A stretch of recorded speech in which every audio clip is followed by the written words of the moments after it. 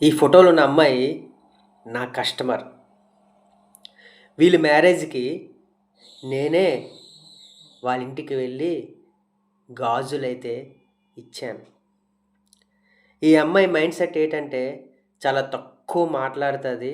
నువ్వు 10 మాట్లాడితే తను ఒకే ఒక్క మాట మాట్లాడుతది. అందరిలాగా నాన్ స్టాప్‌గా అయితే ఈ అమ్మాయి అయితే మాట్లాడదు.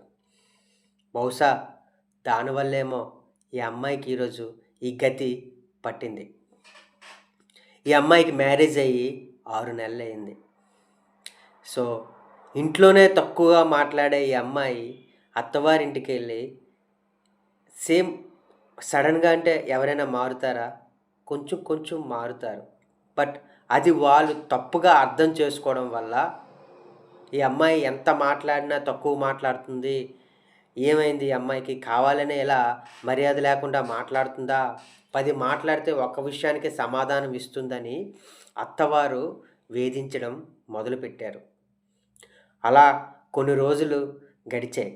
చివరికి ఇన్ని మాటలు పడి వేరే కాపురానికి వెళ్ళారు. అక్కడ కూడా సేమ్ ఇదే రిపీట్ అయింది. భర్త చేయి చేసుకున్నాడు. మనస్తాపానికి గురయ్యి ఒక సూసైడ్ లెటర్ రాసి, నా చావుకి అత్తగారే కారణం, నన్ను నా భర్తని విడదీయాలని మా అత్తగారు లేనిపోని చాడీలు చెప్తున్నారని సూసైడ్ లెటర్ రాసి తను హ్యాంగింగ్ అయిపోయింది. చనిపోయింది అమ్మాయి. చూసారు కదా! ఒక అమ్మాయి తక్కువ మాట్లాడడం వల్ల తన ప్రాణాలే పోయాయి. ఈ రోజుల్లో ఎక్కువ మాట్లాడితే తప్పు. అలా అని తక్కువ మాట్లాడినా తప్పు. ఏ విధంగా చేసినా జనాలకి నచ్చటం లేదు. ఆ పెద్దావిడైనా, ఆ అత్తయినా ఆలోచించాలి కదా! సరే అమ్మాయి కొన్ని రోజుల తర్వాత సర్దుకుంటుంది అని అనుకోవాలి కదా! దాన్ని మనం తప్పుగా అర్థం చేసుకొని అమ్మాయి ఇంకేమైనా ఆలోచిస్తుందా అని మనం లేనిపోని రుద్ది ఒక నిండు ప్రాణాలు పెళ్ళయ్యి 6 నెలలు కూడా అవ్వలేదు. కనీసం ఆ అమ్మాయిని మనం చంపుకున్నాం కదా! సో ఫ్రెండ్స్, అమ్మాయిల్ని అర్థం చేసుకోండి.